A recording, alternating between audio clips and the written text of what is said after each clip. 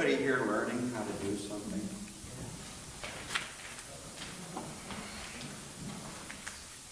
Anybody? Yes, sir.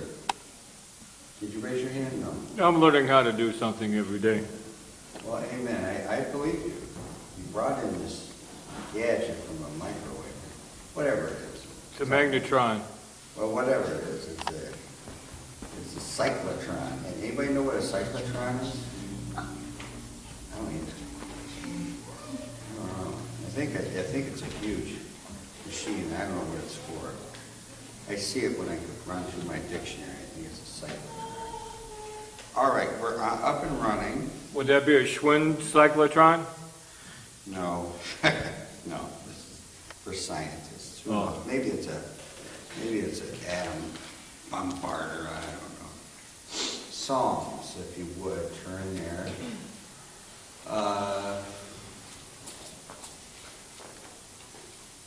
The other day we were watching. Starla was sick, so we ended up watching Esther while they were out, and we didn't get to bed that night till 1 in the morning. Are we accustomed to going to bed at 1 in the morning? No, we're not accustomed to that. And it started a whole several hours before that. And then all of a sudden, I realized when it was all done, they didn't even have a phone. There's no phone in the house. Who has a phone? I have a phone in my house. Anybody here have a phone? Still have a landline? You have a phone in your house. I have a phone in my house. Matt, do you have a phone in your house? All right, there's 3 people that have phones, an actual phone. And Catherine. Oh, Catherine, you have a phone. 4 of us are normal. And they've raised the rate too. Well, we realized that we didn't have a cell phone. No one could call us.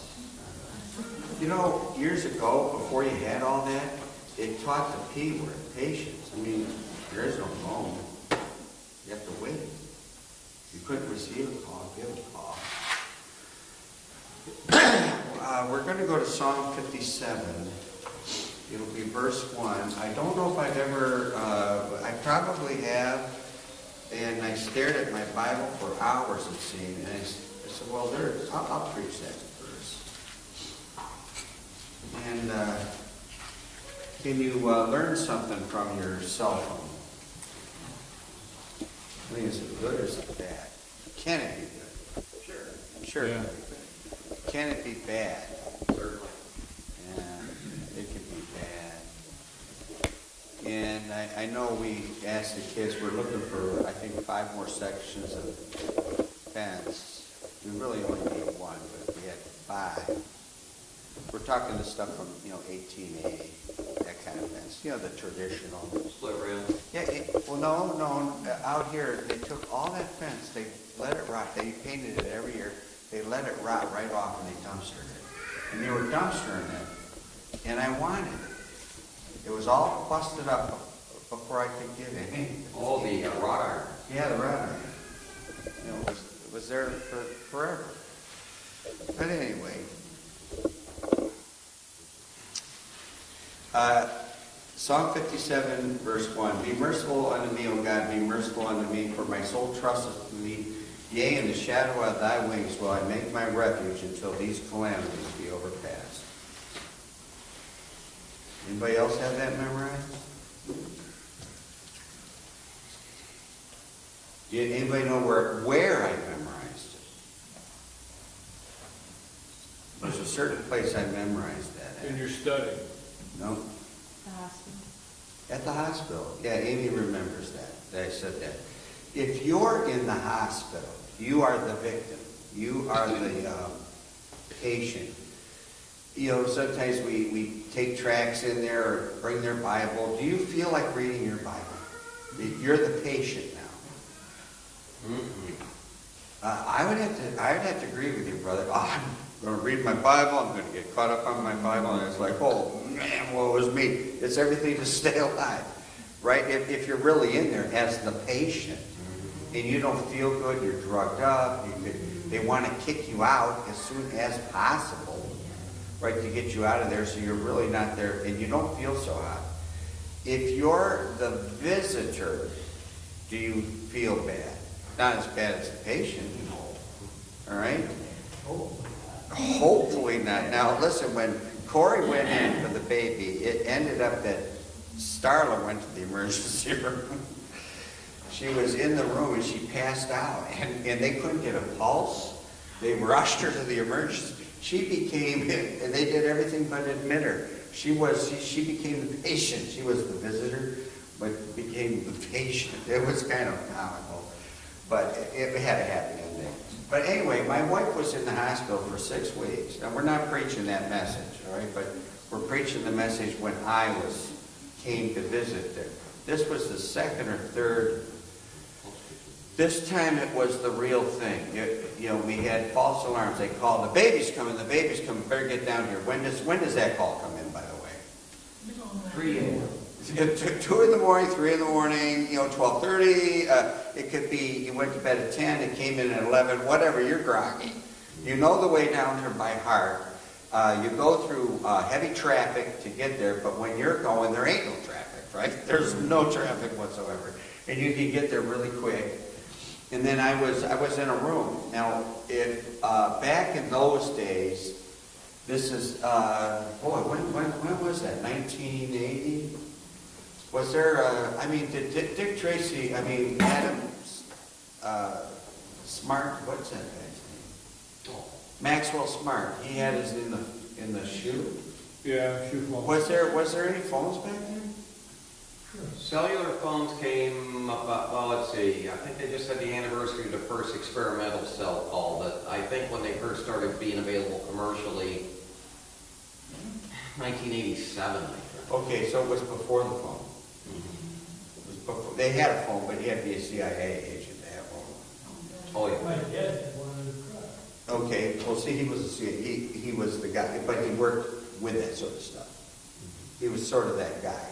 He was that guy, and to have the phone, or to need the phone. They didn't have them available. So when it happened, and the big deal happened, I did make a phone call from the hospital. How did I make that phone call? Payphone. I got my quarters, I stuck it. There was a payphone at McDonald House. Mm-hmm. There was actually a payphone right outside the emergency room, and I was loading it up. And I loaded up so I didn't have to, another nickel please, I didn't have to hear anything like that. I just loaded up and made the call. And that's how you made the call. But while I was waiting, before all that happened, before everything blew up, I just figured it's just another round, they're going to say, Mr. Tucker, you can go home at 4 in the morning. And I was going to go home at 4 in the morning. But you see, for the 2 or 3 hours, what would people be doing down there today? What would they be doing down there today? If you're the visitor, not the patient. Today, nowadays, tonight, what would people be doing if they're waiting in a room, all alone? On their phone. They would be on their phone, thumbing like mad.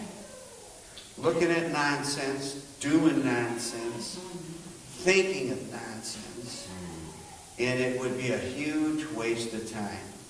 They don't even have magazines in waiting rooms anymore because everybody's on their phone. Really? They don't? Yeah. Oh, and those are bigger. Those are just as big a waste of time. I never understood a magazine. I have never understood a magazine. I pulled a magazine out, and the first thing I look for on the first page, what would you be looking for on the first page? They have these articles on the front cover. You turn it over and you want to find the table of what? I have never found a table of contents in a magazine. I can't find my way around it. They're about the first 10 pages. They got to get the first 5 pages full of ads. Ads, it is the most mixed up. I have never found my way through a magazine. It's just, forget it, man. So I'm sitting there and I figure, well, I don't want to waste my time. I had my Bible. So what's the most logical thing to do? Nope. Use it for a pillow. Nope. I said, why don't I memorize a verse? You need the Bible. Well, I had my Bible. Yeah. But I wasn't going to read my Bible. I said, why don't I just pick out a verse and memorize it? And as long as it takes, I'm going to memorize, be merciful unto me, O God, be merciful unto me, for my soul trusteth in thee, yea, in the shadow of thy wings will I make my refuge, until these calamities be overpassed. I never forgot the verse. I didn't waste my time. So right now I'm taking 5 kids to music lessons. It's a back-to-back, they run simultaneously, 2-hour sessions. People say, oh, isn't that what you're doing? I've been questioned. Folks, that will not be a waste of time. People are wasting their time. Every time you're on that phone, every time that you're on that phone doing it, you know what? It's another day that you didn't learn how to draw. And I don't mean draw cards and 5-card stuff. I'm talking about learning how to draw. Another day that you didn't learn how to tie a fly for fishing. Another day that you didn't, wake up. Another day in which you didn't learn a musical instrument. Give me something else to do. I'm thinking about what I'm thinking about. Another day what? That you didn't do what? Paint the house. Paint the house. Another day you didn't paint the house. Another day you didn't go for a walk with your wife around the block. Another day, and you wasted it. Well, I didn't waste my time down there. I went and learned a verse. Another day, another time you didn't learn even the shortest verse, Jesus wept. Rejoice evermore. There's other good one-liners, It's another day that you let slip through. But when you go and learn something and do something worthwhile, you will never regret it. Never regret it. So I decided to learn a verse, and I learned that verse. And boy, did it tie in. Little did I know the verse I was using was a verse that I needed. I need. So let's go ahead. We will outline this. What's the pastor's favorite letter? All right. It's the very first point. Be merciful unto me. He makes his what? Give me a good keyword. It begins with the plea. However you make your plea, be merciful unto me. He makes his plea. He makes his prayer. He makes his cry unto God.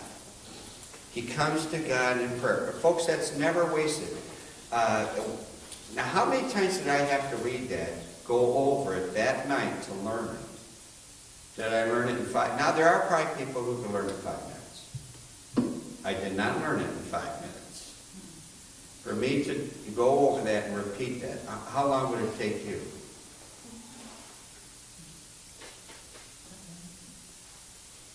14 tries. 14 tries. You are gutsy. I don't think I could do it in 14 tries. Maybe 140 tries. 14 tries. We'll put yourself to the test tonight. 14 tries, try. Not just tries. How long? 15 minutes? An hour? Pardon? An hour. An hour? I think that's fair. That's 14 tries. 14 tries? An hour? Maybe 2 hours. Maybe some people never could. That's possible if somebody doesn't have the capacity to do it. I believe everybody does, but, I could be wrong. It could be an hour. It could be 2 hours. I was down there for a long time. I was down there a good long while. And they were really working on her. The baby had come. The baby had really come. She didn't have the problem at that point yet. Because then we were going early in the morning from there down the tunnels. That's what happened. But he makes the plea. Be merciful unto me. And then, but he makes the plea to a person. That's not our next P word, but to a person. Because he says, be merciful unto me, O God. Because it is God who has the what? Give me another good word. The power. He goes to the one who he knows is going to give him results. And we have to believe that, folks. As we went to the post office, we dropped wife wanted a letter dropped off, so we dropped off a letter at the post office, and we drove through town. I'm not going to rail on anybody if they went to the party here in town, but and I looked at my message last week, and we had the remember the profaning, and they were all set up with their vendors and and their booths down there, and they're selling ribs. Man, it's not a big deal like it was years ago. They used to have vendors on both sides, ribs. We went on a Saturday. My brother and I pick it up and bring it home. My sister-in-law was over. The wife was there to eat the ribs. But they're selling and buying and selling on the Sabbath. Even though this is not the Sabbath, but they just don't give it a rest. And the profaning of the day, that's what they're doing down there. But he makes the plea to the one who has. I don't even know why I brought that up. I brought it up for a reason, but it has escaped my mind. But he goes to the one that has the power, the one in which he knows he's going to have results. We have to believe that, folks.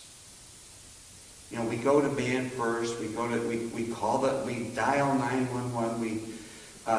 One time there was a truck going down the road in front of the house, and they had scrap aluminum siding on it. They must have pulled it off a house construction firm, and they were probably redoing the house. What was blowing all over the road and blowing out of the house, I decided, well, why don't I call 911 on this guy? He just got home for lunch.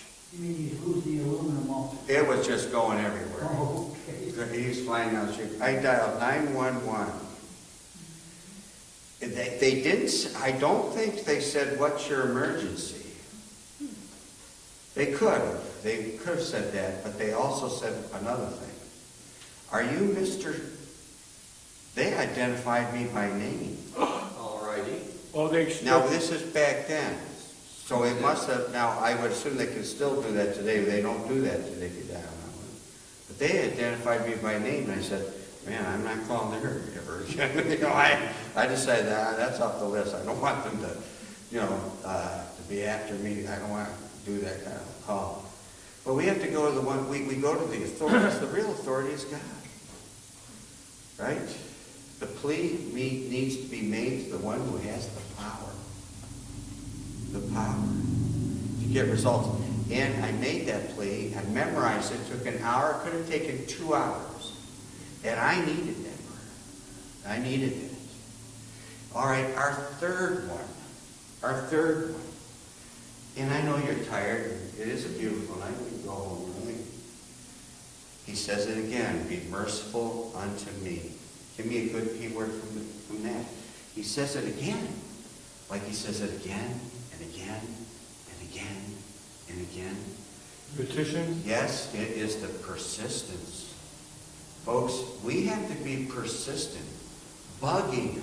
Right? He doesn't say knock 3 times. He doesn't do that. But he says that they knock on the door, and because of his knocking, he gets up at night and answers the door. What do you want? Right? Isn't that the illustration he gives? And he wants to get bread for his kids or something. And he knocks. There's got to be persistence. I'll bug the wife. I'll say, "Where's my iced tea?" And she'll say, "I'm getting it," or something like that. But we've got to be persistent. Persistent. If you're going to learn a musical instrument, you have to be what? Persistent. Yeah. If you're not persistent, forget it, folks. And the other thing about learning an instrument, you got to have the want to. If you don't have the want to, and you're not persistent about it, forget it. Is there a skill to playing a jug? Yeah.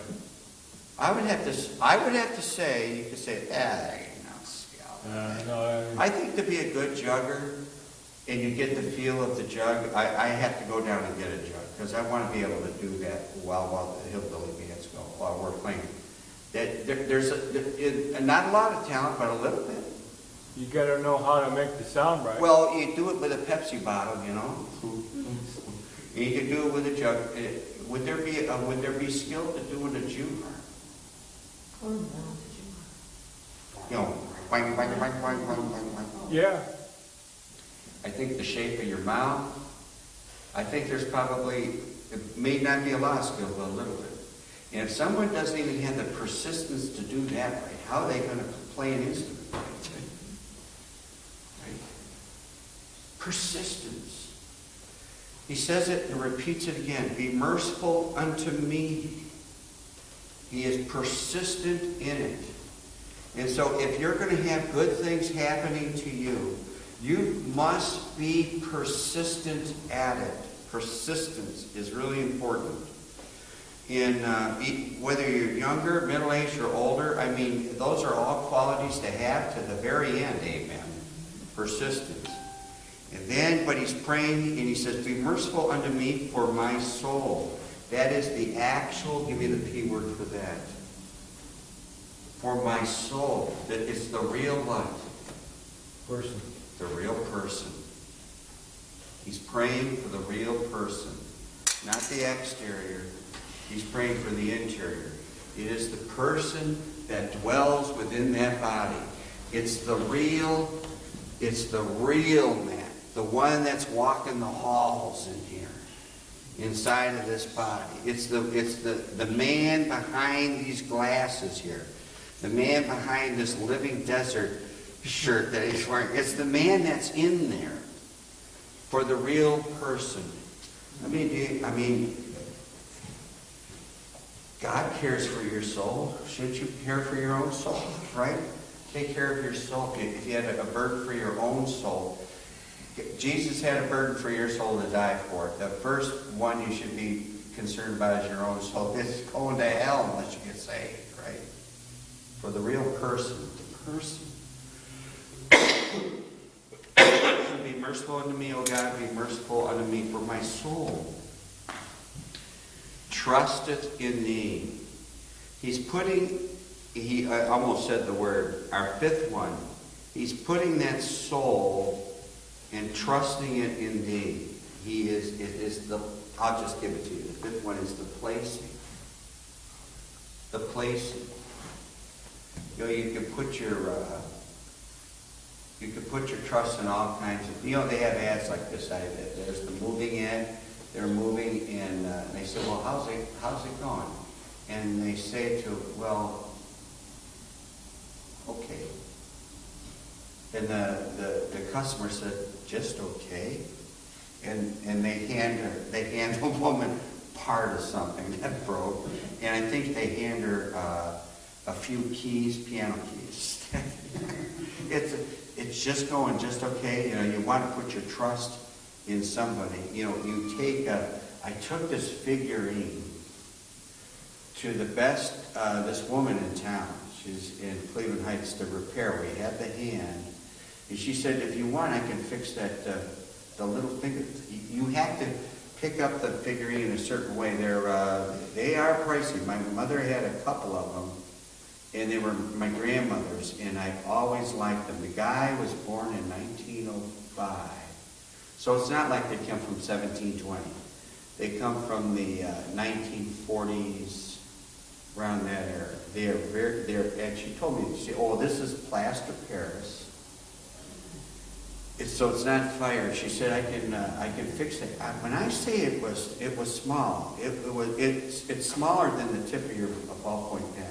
She fixed that and made it look real. She stuck the hand. We had the hand in the rose all those years. But I placed my trust in her to repair it. Man, she did a good job. She said, well, be careful when you pick it up. You have to pick it up a certain way. Don't hold it because you'll break the stuff off of it. But she did a really good job. She made it look like it was brand new. I mean, we see those figurines. I see them online anywhere from $75 to thousands and thousands of dollars. I see them online. But we actually see the ones that we have online. It's what's the name of that guy? I can't think of it right now. Starts with a B. Or I've never seen figurines like these. They're very detailed. But I put my trust in her to do that. The only one you can put your soul in trust to is God Almighty. The placing for my soul what? Trusted in thee. You know, this isn't just trying to get across town. We're not trusting Uber here. Right? Even that is, you can't trust Uber. The girl got in the wrong car and the guy killed her. Isn't that terrible? And how can you blame her for getting in the wrong car? She took it for granted and got in. A car. The placing. Yea, in the shadow of thy wings. And so when you want to eat out and you go to the park, you eat in a what? Give me a P word. Pavilion. It is the pavilion. Yea, in the shadow of thy wings. On a hot day, you get under the shadow of the wings of God Almighty. Right? As a mother hen protects her clutch and her chicks, and they gather under there. I don't know, I've never seen that. Anybody ever see that? We never had chicks, we just had hens that laid. We never had chickens. We had chickens, but not chicks. But the shadow of thy wings will, all right, makes his refuge in the shadow of those wings. That is the pavilion. The pavilion. Amen? That's where he seeks and where he goes. The shadow of thy wings. Will I make my refuge? A refuge, a P word for refuge. Oh, not peace. You're warm. The protection. Is that what I have? I don't know. Is that okay? Yeah, the protection. The protection is in the shadow of thy wings. Will I make my refuge a refuge? A place where he's going to be protected. And you know what? Everybody here has a safe place. You don't have to say where your safe place is. Your safe place could be with your Bible open on your lap and reading it. Maybe that's your safe place. There's two movies of the girl that's deaf and dumb, or deaf and blind. Helen Keller. There's a second one. The one is really the story of Anne Sullivan, the first one. And the second one really is geared around Anne Sullivan, the teacher. But when she was older, and remember the family, I think the family is pretty well off. He's a colonel or a general or something in the Confederacy, and they have this farm. Does it in the one movie when she's older? It's not the Patty Duke movie. This is a later one when they're depicting her as being older. Where would Helen Keller run? Maybe I have it mixed up with something else. Anybody know where she would run away to? The cottage that Anne Sullivan lived in. No, I don't think so. But that's good. That'd be a good response. To the cottage where that was on the property. Would you like to have a summer house on your property like that? You could go away for a month to live in a little cottage like that. I think she ran away to a tree house. I think she had a tree house. She would steps going up there, a platform, and she would run away there for her a getaway place. Where you need space. I just got to get away from it all. Right? I got to get away from it. And his getaway from it all was to go to the pavilion. The shadow of thy wings will I make my refuge. Right? So he goes there for his refuge, a place in which he can escape it all. All the clamor that's going on and everything that's going on is like it. That's where he could escape, was to that pavilion. Right? Don't all of us have those kind of feelings at times? It wasn't too long ago. We had 11 people living in our house. 11 people, that's a lot. That's a crowd. And after a while, we know people that have 10 kids, 11 kids, and what's the biggest goal every day? There is a goal for the day for the mother and father. get them to bed, go to bed, don't you get out of bed, don't you make peace. I mean, the day is over, right? So you could just have some downtime, right? Get them all to bed. The pavilion, yea, in the shadow of thy wings, the protection will I make my refuge until, give me a good P word for that. You might have to wait. Yes, ma'am, you got it. Well, it was the wife of William Booth that wrote his sermons. The wife of William Booth wrote his sermons, I believe. And she made the outlines and wrote it down. It is the patience. I didn't have to wait long because the emergency came. But you might have to lift up that prayer persistently until, and you may have to be patient until the answer comes. It may take a while. We know the answer will finally come when? When do we know ultimately? At the what? Oh, at the rapture, that's right. At the judgment. Yeah, when we're called home. And we hope that the answer comes before that, what you're lifting up now. That answer will come. But sometimes we need the patience. The patience. If everybody wants to know what's going on. If you didn't have that cell phone, everybody's carrying around communication. I don't carry around communication. Like I said, they were trying to sell it to me over here. And it was a guy and a gal. They were trying to sell me a phone. Don't you have a phone? I said, no, I don't have a phone. I don't need a phone. What if you're having a heart attack? You mean like right now? He said, like right now. I said, well, I would hope that you would call the police for me. And they realized he wasn't going to make the sale. He said, well, yeah, I see what you mean. And out the door, he might, but we have to be and realize that sometimes we're going to need patience to have these prayers answered. Patience. But when the answer comes, if the answer is coming from God, the true God, we know it's the right time, right? Patience. These calamities, the P word for a calamity. Yeah, the problems. Do people have problems? People have problems. Even those that you would think have no problems. They just, on a Sunday we kind of sat around and cooled off a little bit. Then we were in the sun and got warm. And then I go in where the TV is. I turned on the golf and I watch them hit the dumb golf ball around. And I said, well, it doesn't matter who wins. Am I going to get any of this prize money? I ain't getting it. So why am I watching this?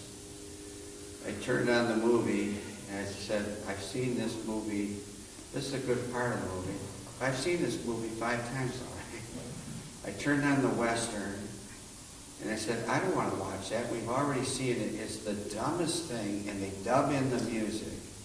I want to watch that. I turned on Fox, and they were talking about a millionaire who went out and killed, and they're under arrest. And I think about, man, you wouldn't think that they have problems. Man, these folks have problems. Problems. People have problems everywhere. If you think that you are unique to your problems, you are not. It's sin, which is what? Common to all men. Then they said, what did they say? They said that about Elijah. That it's common to all men. You're not alone. You're going through the trial. Join the club. Join the club. He wants to try you to make sure that you are tempered and you're the real deal. So you go through these problems to make you more like Jesus, amen. So these calamities, we say Calamity Jane. Who is Calamity Jane? Is this a real figure? She's a real figure, Calamity Jane. Is that the girl who could shoot good? No, that's Annie. Oh, Annie Oakley. I think Annie Oakley. The Calamity Jane, is that the one with the guy who dies with 5 card stud? Oh, can't think of her. Calamity Jane was, in the movies was played by Doris Day. Doris Day, yeah, but is that the one? Buckskins, she was a mule skinner, crack But is shot. she a real person? Yeah, She's a real person. I mean, this is a fictional person. yeah. But it's like all the other Western legends, it's... Oh, yeah, they blow it out of proportion. She was on the car with Yeah, but calamity, folks, you know, a little of this and a little of that, that's one thing. But a calamity, that's a big deal. A calamity. And people have calamities and they're like problems, big, big problems. Till these calamities, these problems, be overpassed.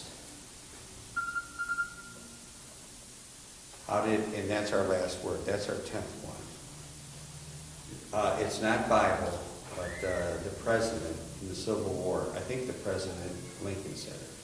This too what? Shall pass. Didn't Lincoln say that? This too shall pass. So our last one is the passing. You think it's never going to end till these calamities be overpassed. Till you get over it, it's past, it's something that occurred back then. It's over and God got you through it. 14 times you said. 1 hour. Try it out for 1 hour. See if you can do it tonight. Instead of watching that. King Challenge, because we haven't memorized Well, all chapter 8. you Romans. memorize that tonight. I'm not going to. And Tuesday, when I pick you up, I'm picking you up on Tuesday. I'm gonna, you're good. You want to ride, you better. Well, you just remember you're still a teen in my eyes. You're going to be challenged and you're going to memorize this. Listen, if you're hooked up on that phone and you're YouTubing, Snapchatting, give me some of these other dumb things, hashtagging, Facebooking, finding out what's the latest thing with the next nerd.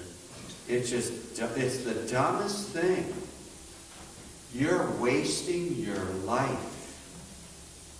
You could have memorized Psalm 57, verse 1, especially when you needed it most. You could have taken your wife for a walk. You could have gone and bought an ice cream cone with your wife. You could, the wife says,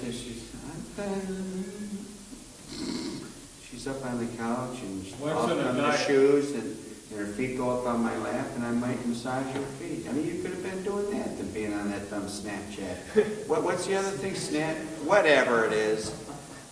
Google, whatever that nonsense. Give me some other ones. Facebook. Twitter. Tweet. You know, Twitter and all the rest of that nonsense. That's what the president wastes his time on. Yeah, oh, I know. And every time that he tweets, that guy in the morning plays that song. Tweet. Rockin' Robin. Yeah, that's it, Rockin' Robin. Instead of doing that, but in his case, that's what Reagan did. Before Twitter. Alternative media. He went and talked directly to the people and bypassed the media. That's what Reagan did too. He bypassed the media so that they could filter out and say what they want him to say. He speaks directly to the people. Listen, get off of that. Go get a Jew harp and learn how to play it. Get a jug and play it. Get something and do something. Start learning how to draw. Be a famous artist. You can start at any time. Why not today? Learn the Bible. I didn't waste my time waiting for my wife to be operated on. While she was being operated on, I went and I learned that verse while I was sitting there. May as well not just sit here twiddling my thumbs. And as I was sitting there twiddling my thumbs, we've already had 7 kids. And they all had happy endings. I mean, they were all born. Well, what's going to happen with this kid? What did I think was going to happen? Everything's going to be fine. It's going to be another repeat performance. The miracle of doctors, and they know what they're doing. They have all this modern equipment. Everything's just hunky-dory. This too shall pass. And this too shall pass. And it didn't. And it didn't.